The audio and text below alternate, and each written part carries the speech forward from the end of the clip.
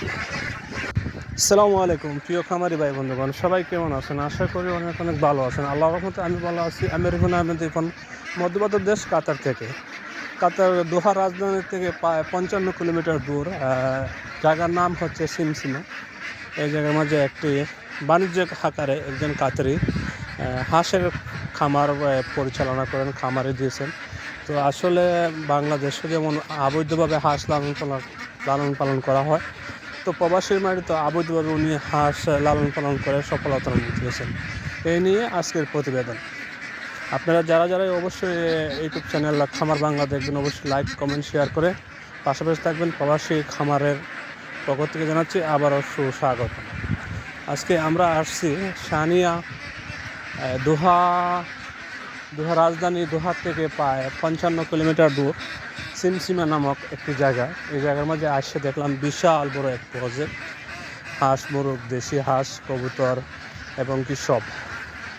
তো আসার উদ্দেশ্য হচ্ছে আমরা একটা ভিডিও করব। ভিডিওর মাধ্যমে দেশ ও প্রবাসের মাঝে কীভাবে একটু ফারাক, কীভাবে হাঁস লালন পালন করা হয় এই বিষয় নিয়ে কথা বলব।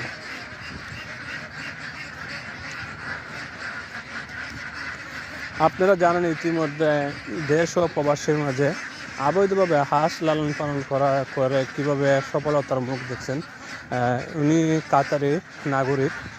তো এই জায়গার মাঝে আমাদের বাংলাদেশের মানুষে অনেক বাইরে কাজ করে। তো আমি চলে আসলাম সকাল সকাল, এখন বাজতেছে সকাল ভোর 5:30। তো আমি যখন ভিডিও রেজিস্টার করলাম ভোর সকাল 5টা।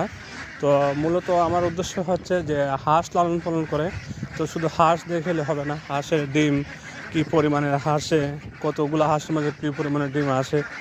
যদিও এই খামারটা আসলে বেশি দিন হয় না, নতুন খামার, প্রায় অনেক হাঁস আছে কিন্তু ডিম নতুনভাবে আসতেছে। তো যতটুকু জানতে পারলাম কথাবার্তা বললে এখনও বর্তমানে 9 থেকে 1000 ডিম আসতেছে দৈনিক। হাঁস প্রায় 2500 হাঁসের মতন। যে পুরোপূর্ণ হাঁসের ডিম এখনও আসে নাই, তো অল্প অল্প করে ডিম আসতেছে, তো ডিম বাড়তি আছে। আর এগুলো হচ্ছে সম্পূর্ণ যাতে এখনও দেখলাম কাটি ক্যাম্বেল, এরপরে কাটি ক্যাম্বেল আছে, বিলচিং আছে, বেলাক আছে, 3-4 জাতের হাঁস আছে এই জায়গার মাঝে। যেহেতু উনি অবৈধভাবে হাঁস লালন পালন করে, এই জায়গার মধ্যে সবসময় খানি থাকা।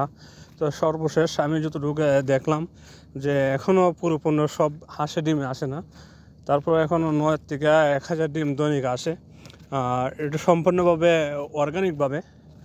অর্গানিকভাবে অবৈধভাবে হাঁস লালন পালন করে যেভাবে সফলতার মুখ দেখছেন। যদিও উনি একজন কাতারির সাথে আমার কথা বলার ভাগ্য হয় নাই, উনি এই জায়গায় ছিলও না। যতটুকু আমার যারা কর্মক্ষেত্রে কাজকাম করে ওদেরকে জিগাইলাম, যে উনিরা বলছে যে না, আলহামদুলিল্লাহ বাণিজ্যিকভাবে হাঁস লালন পালন করলে বিক্রির জন্যে সব কিছুর জন্যে কোনো কিছু সমস্যা হয় না। তো অবশেষে আপনারা যারাই আমার প্রবাসী খামার ইউটিউব চ্যানেল দেখবেন, অবশ্যই লাইক কমেন্ট শেয়ার করে সাবস্ক্রাইব করে পাশে থাকবেন।